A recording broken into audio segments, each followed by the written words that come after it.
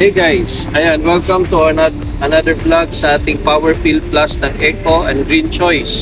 So ngayong gabi, maglalagay tayo we're about to go to Baguio. So maglalagay tayo ng 1.5 micropeel. 1.5 na micropeel. So ilalagay namin sa full tank ng Suzuki Espresso. So syempre, lagi namin nakikita, dinudurog nila guys. So idurugin muna natin ang ating power peel. Yan.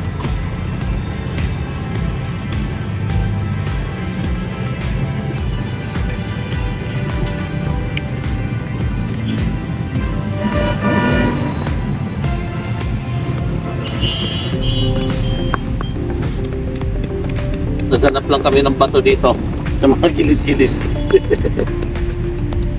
Okay. So, nadurog na. Tignan nga natin. Yan, durog na siya guys. So, ibubuhos natin ngayon doon sa ating tangke. Saan mo yung tangke guys?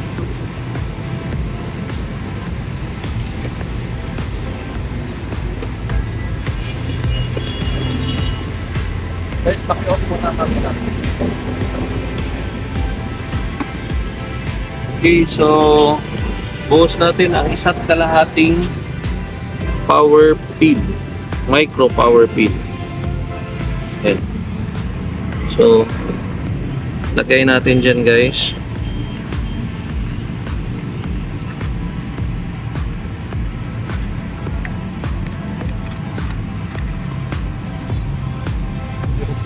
Sayang. Na. Oh, Ayan. bukas ko siya. Lalo mo yan.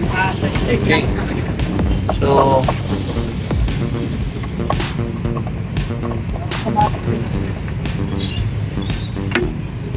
yun, magpapa-full tank tayo. Malalaman din natin kung magkano ang ilan ang full tank nitong Suzuki Espresso.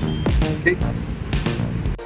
Ayan guys, so nalagyan na natin siya ng car peel, micro car peel. So, papa-full tank natin guys, sir. Malalaman din natin kung ilan yung full tank ng Suzuki Espresso. Sige sir. Sagad sir, unleaded.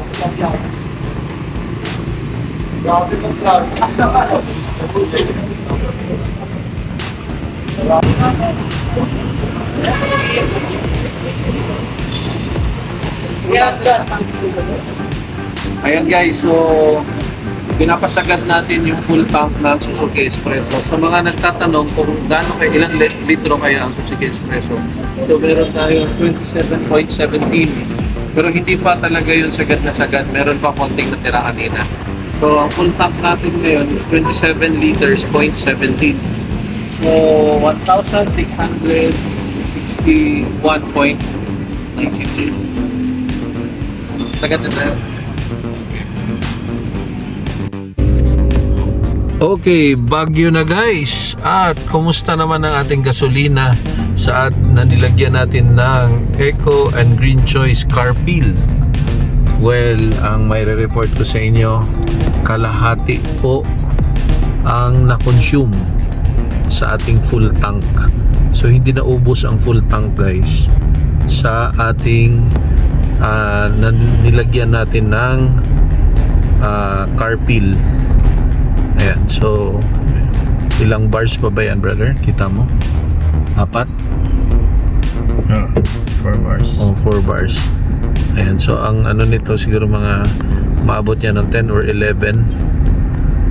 Ayan, so yun ang ating report guys at ating experiment sa ating car peel na nilagay sa Suzuki Espresso.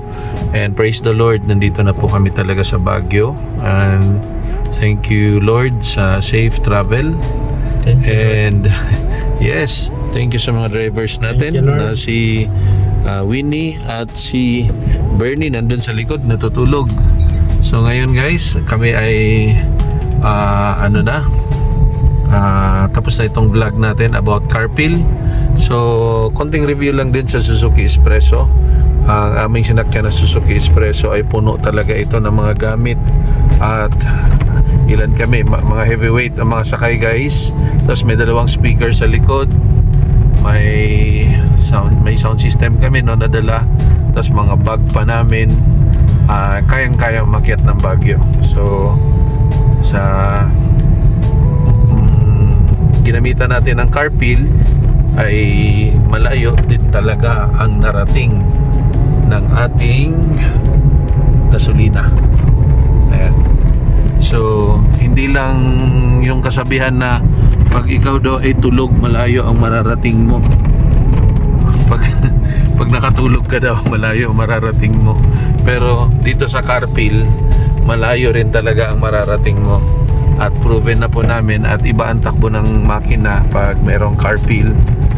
Swabe siya, parang magaang naman manabela, malamig ang aircon lalo. So malamig ba yung aircon, Brother Winnie? Malamig, nanginig na ako. Nanginig siya kanina. Number 1 pa lang po yun. Ayan. Okay, so sa tulong na rin yan ng carpool, kasi yun naman ang trabaho ng carpool, no? Lahat ng mga makinarya ng sasakyan ay tinutulungan niya na mag-function ng tama. So yun lang po. Kami bilang user ay satisfied po sa ating carpool. So congratulations Eco and Green Choice for this wonderful product that you have brought here sa Pilipinas. Okay. May God bless us all. Bye-bye.